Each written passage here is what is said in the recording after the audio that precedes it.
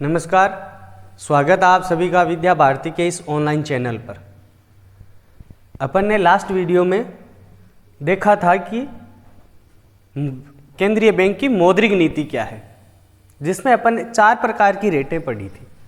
ज्ञात हो तो सबसे पहले रेट पढ़ी थी रेपो रेट, दूसरी थी रिवर्स रेपो रेट, और तीसरी प्रकार की जो दर थी उसका नाम था CRR यानी कि कैश रिजर्व रेशियो, और चौथी प्रकार की दर थी उसका नाम था SLR यानी स्टैच्यूटरी लिक्विडिटी रेशियो। अपन ने ये 4 प्रकार की दरें पढ़ी थी। ठीक है, आज का जो अपना वीडियो है वो है व्यापार चक्र से संबंधित। अपन इसको आगे कनेक्ट करने की कोशिश करेंगे कि कैसे ये जो केंद्रीय बैंक है, भारतीय रिजर्व बैंक है, वो इन व्यापार चक्रों को नियंत्रित करती है, नियमित करने का प्रयास करती है।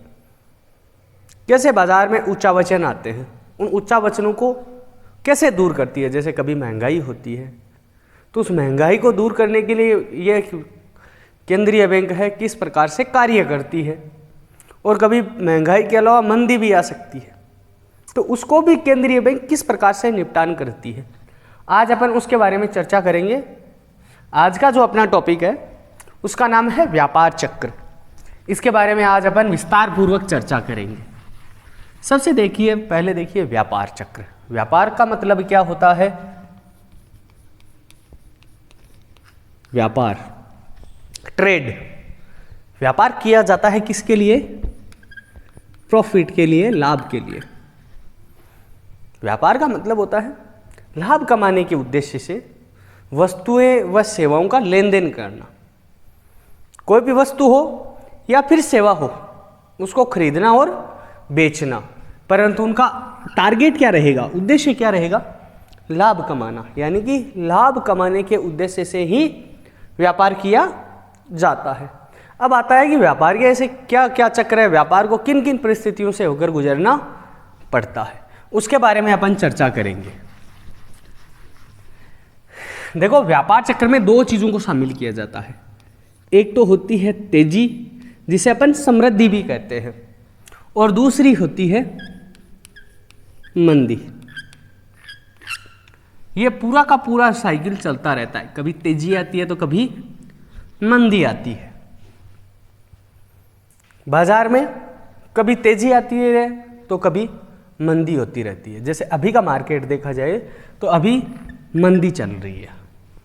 अब बात आता है कि ये मंदी और तेजी होती क्या है, इसके बारे में डिस्कस करते हैं। तो देखिए, तेजी का मतलब होता है कि मांग में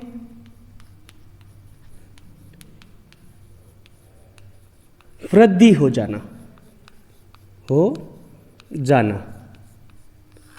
कि मांग होगी ना, जो उपभोक्ता है वो ज़्यादा डिमांड करना प्रारंभ कर देंगे, जो कस्टमर है वो ज़्यादा वस्तुओं को खरीदना प्रारंभ कर देंगे।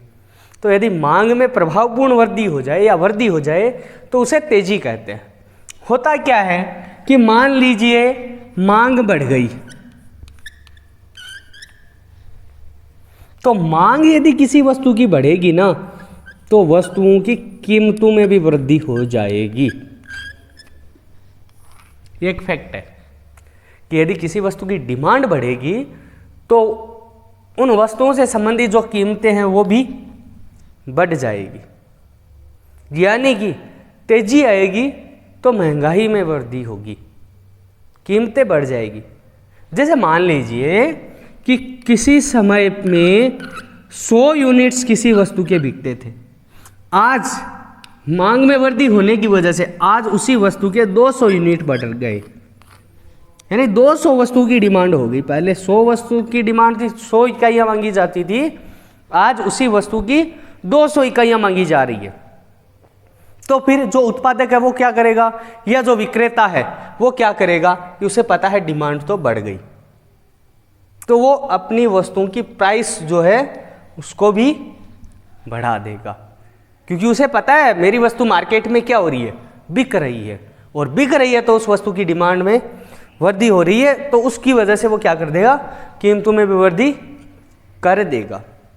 तो तेजी का मतलब होता है मांग में वृद्धि हो जाना, जिसकी वजह से कीमतों में वृद्धि हो जाती है। तेजी होने से प्राइस अप हो जाती है, यानी कि बढ़ जाया करती है। अब बात करते हैं मंदी का मतलब क्या होता है।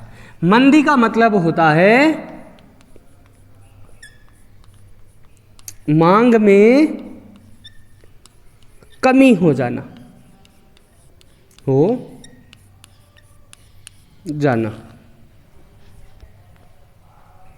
अब देखिए, यदि किसी वस्तु की मांग कम हो जाएगी, कम खरीदेंगे लोग, तो वस्तु की प्राइस भी कम हो जाया करती है।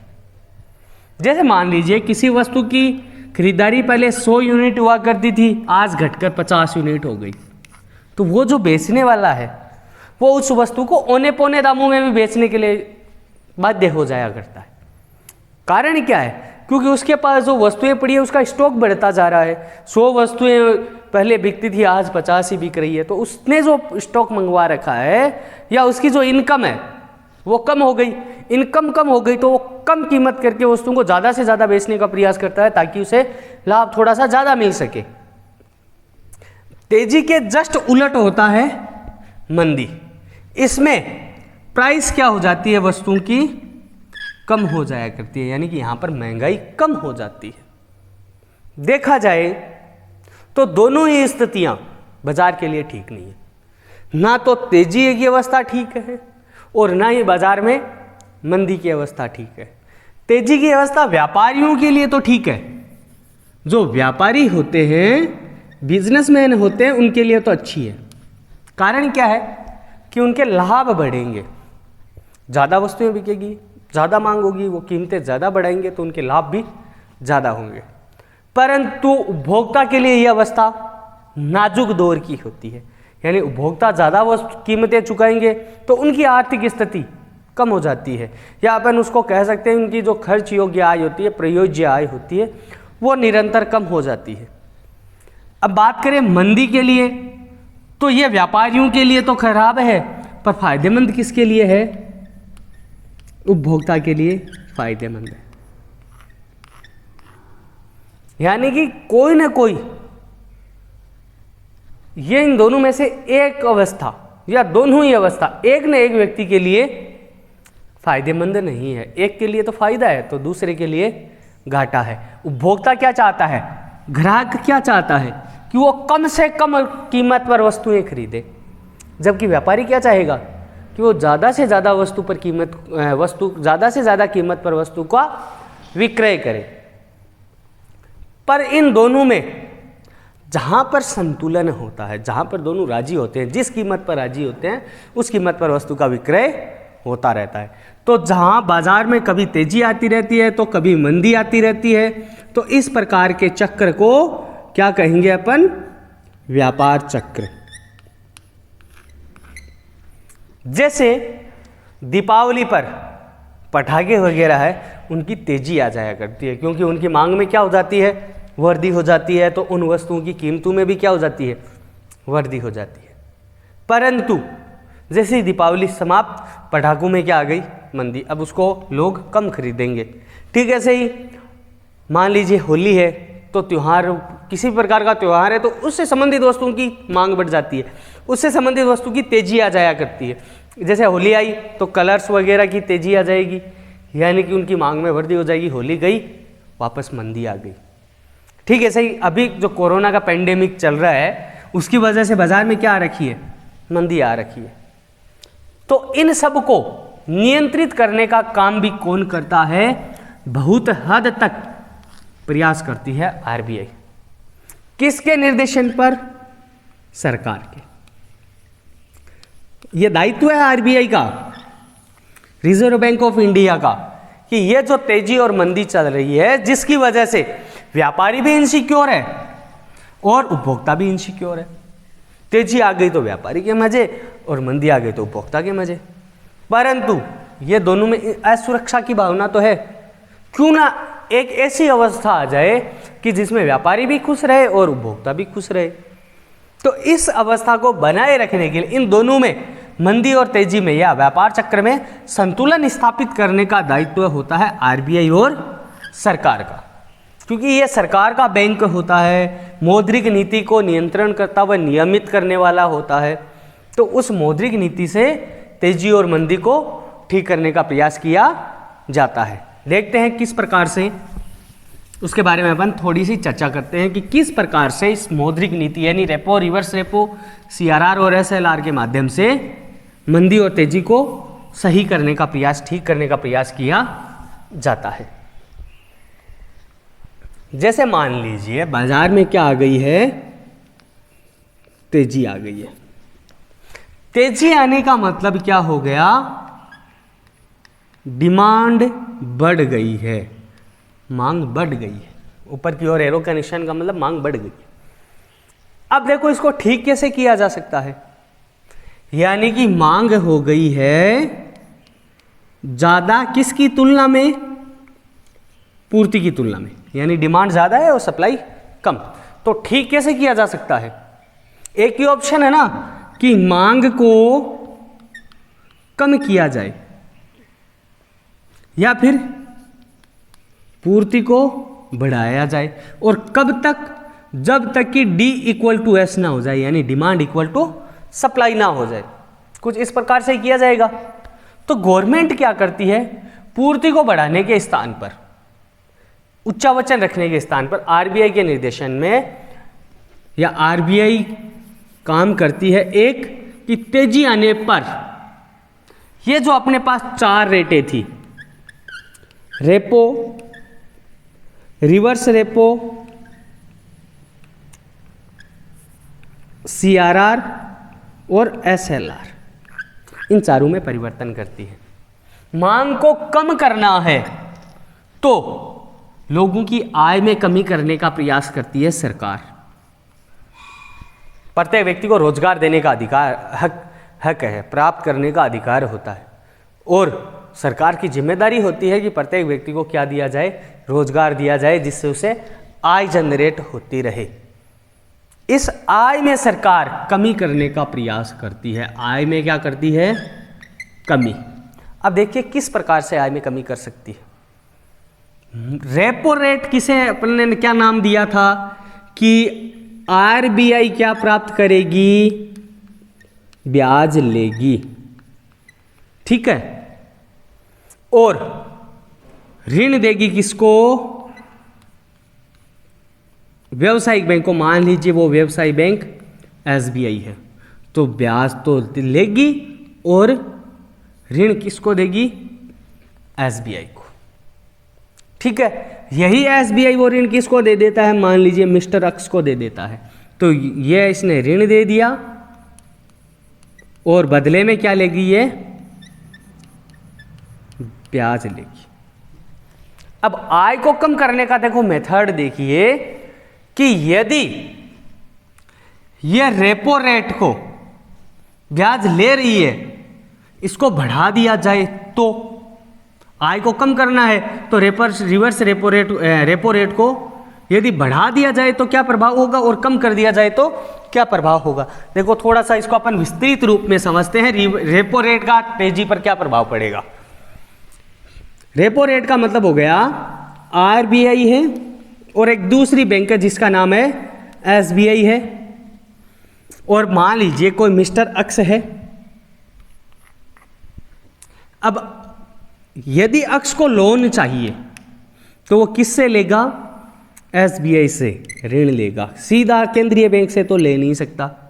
मान लीजिए वो 10,000 रुपये का ऋण ले रहा है, ठीक है। अब ब्याज कौन लेगा इससे, ये व्यावसायिक बैंक ब्याज वसूल करेगी। और ये ऋण किससे लेकर आ रही है, केंद्रीय बैंक से। तो केंद्रीय बैंक एसबीआई को दे रहा है 10,000 रुपये ऋण के रूप में, और बदले में ले रही है, उसे अपन ने नाम क्या दिया था, रेपो रेट नाम दिया था। अब ये यदि यहां पर 10% चार्ज करती है तो कम से कम इससे कितना लिया जाएगा, 11%। 1% ज़्यादा, बीच में इनका जो ये 1% है, ये क्या होगा, इनका कमीशन होगा, यही तो इनका प्रॉफिट है। तो होता क्या है, यदि इसको मैं वृद्धि कर दी जाए, मान लीजिए रिवर्स रेपो रेट 15% कर दी जाती तो क्या होता, तो ये कितना परसेंट लेता, 11 की तुलना में 16% लेता। तो अब देखिए 11% की रेट ग्राहक के लिए सही थी या 16% रेट सही थी? कब ज़्यादा ऋण लेना पसंद करता वो? जाहिर सी बात है, जब उसे ब्याज कम चुकाना पड़ता। तो जब कम चुकाना पड़ता तब वो ऋण ज़्यादा लेता। ऋण लेता वो, तो ऋण का वो क्या करता, खर्च करता। खर्च करता तो उसकी क्या बढ़ती, मांग में क्या हो जाती, वृद्धि हो जाती। तो यदि मांग में कमी करनी है, मांग में कमी करनी है, तो क्या कर दिया जाए, रेपो रेट में क्या कर दी जाए, वृद्धि कर दी जाए। यदि मांग में महंगाई को नियंत्रित करना है, तेजी को नियंत्रित कर देना है, तो रेपो रेट को क्या कर दिया जाए, बढ़ा दिया जाए, जिससे ग्राहक को मिलने वाले जो ऋण है उन ऋणों पर ब्याज की दर में वृद्धि हो जाएगी, और ब्याज की दर में वृद्धि हो जाएगी तो लोग बैंक से लोन लेना पसंद नहीं करेंगे या कम पसंद करेंगे। तो पहला था रेपो रेट में वृद्धि कर दी जाए। ठीक ऐसे ही आय में कमी हो रही है ना, फिर ऋणों की आय में। नेक्स्ट है रिवर्स रेपो रेट में क्या हो जाया करता, यदि ऐसा होता तो वापस अपने पास वही दो बंदे, आरबीआई और, अब देखो व्यावसायिक बैंक अल्पकालीन ऋण देगा किसको, आरबीआई को। व्यावसायिक बैंक के पास पैसा कहां से आएगा, जब उसके पास कोई व्यक्ति जमा करवाएगा। तो अक्स मान लीजिए 10,000 रुपए व्यावसायिक बैंक अपने खाते में जमा करवा रहा है, बदले में बिल्कुल ब्याज लेगा, पर कितना लेगा डिपेंड करेगा कि ये आरबीआई एसबीआई को कितना देगा। जैसे यदि 10,000 रुपये जमा करवा रहा है तो बदले में ऋण देगा एसबीआई आरबीआई को, और बदले में ब्याज प्राप्त करेगा एसबीआई। किससे, आरबीआई से, जिसकी दरें भी कौन तय करेगा, आरबीआई स्वयं करेगा, एसबीआई खुद नहीं करेगा। अब देखो केंद्रीय बैंक ऋण देगा, मान लीजिए 5% ऋणों पर ब्याज दे रहा है, तो इसको कितना मिलेगा, थोड़ा मिलेगा, कारण बीच में अपना कमीशन रखेगा, क्योंकि इसका टारगेट क्या है, लाभ कमाना। अब 4%, अब सोचिए ग्राहक इस अवस्था में रुपए ज्यादा जमा करवाएगा या ये रेट बढ़ जाए तो। अब मान लीजिए दूसरी अवस्था है जिसमें यह दर बढ़ाकर 10% कर दी जाए, आरबीआई केंद्रीय बैंक 10% ब्याज दे रहा है एसबीआई को, तो एसबीआई अपने ग्राहक को भी ज्यादा देगी पहले की तुलना में। अब मान लीजिए इसको 9% दे रही है, तो अब बताइए किस अवस्था में ग्राहक ज्यादा बैंक में धन जमा करवाएगा?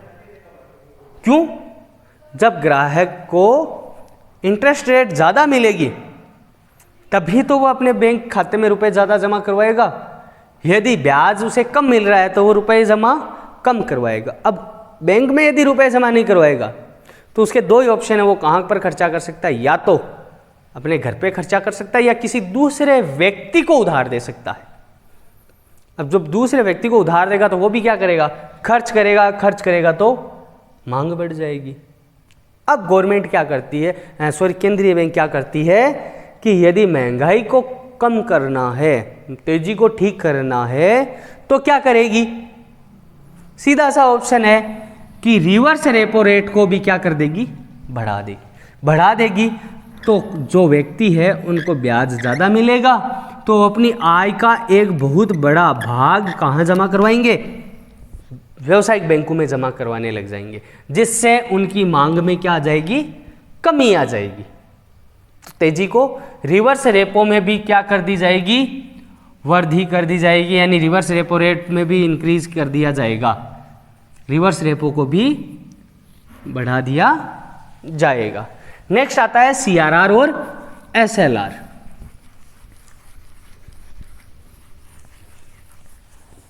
अब देखिए इन दोनों को यदि जोड़ दिया जाए ना, सीआरआर और एसएलआर को, तो इसे आरआर यानी रिक्वायर्ड रिजर्व भी कहा जाता है। रिक्वायर्ड रिजर्व का मतलब हो गया आवश्यक रिजर्व, आवश्यक कोष भी कह सकते हैं या आवश्यक रिजर्व भी कह सकते हैं। अब ये क्या होता है कि मैं यदि मेरे खाते में 10,000 रुपये जमा करवाऊंगा तो मान लीजिए CRR की रेट 5% और इसकी भी 5% SLR की, तो दोनों का कितना परसेंट हो गया, दोनों को जोड़ दिया तो 10%। 10,000 का 10% कितनी राशि हो जाएगी, 1,000 रुपये।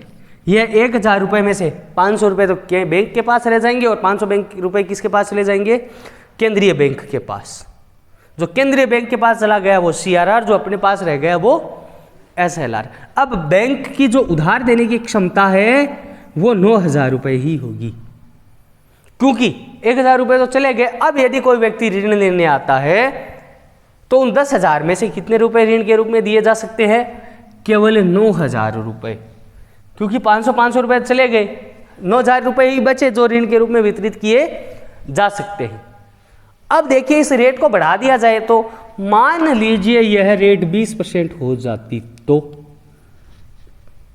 तो अब कितने रुपए जाते, सबके पास 1,000 रुपए, CRR के रूप में भी 1,000 और SLR के रूप में भी 1,000, और टोटल कितने रुपए चले जाते, 10,000 में से 2,000 ऋण के रूप में कितने दिए जा सकते थे, 8,000 रुपये। अब लोगों को ऋण नहीं मिलता तो वो खर्च कम कर पाते, जितना कम ऋण मिलता उतना कम खर्चा करते, और जितना कम खर्चा करते उतनी मांग कम होती और तेजी की अवस्था को ठीक भी किया जा सकता था।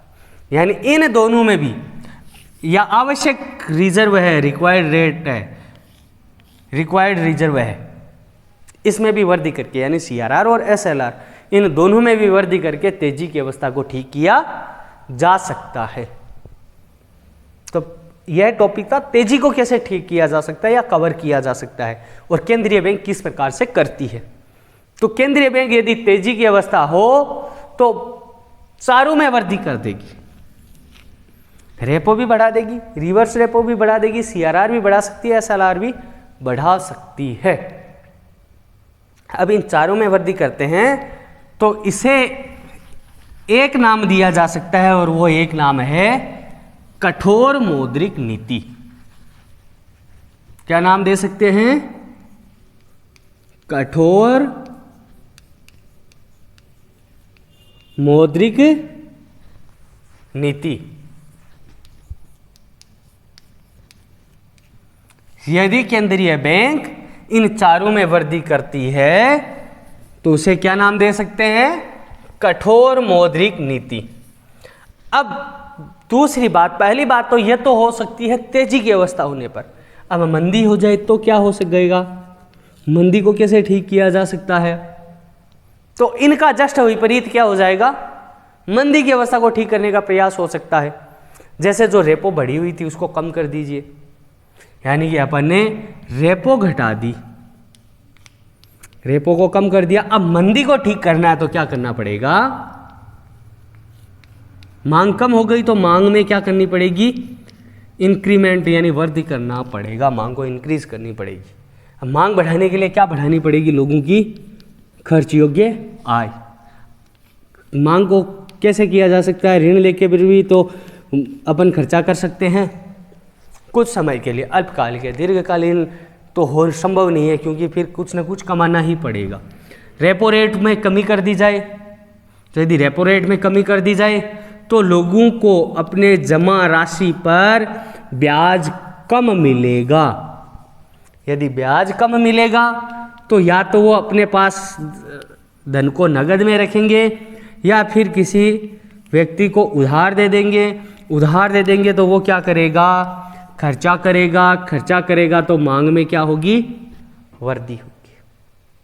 अपने पास नगद भी रखेगा तब भी उसमें से कुछ न कुछ राशि का खर्चा तो अवश्य होगा।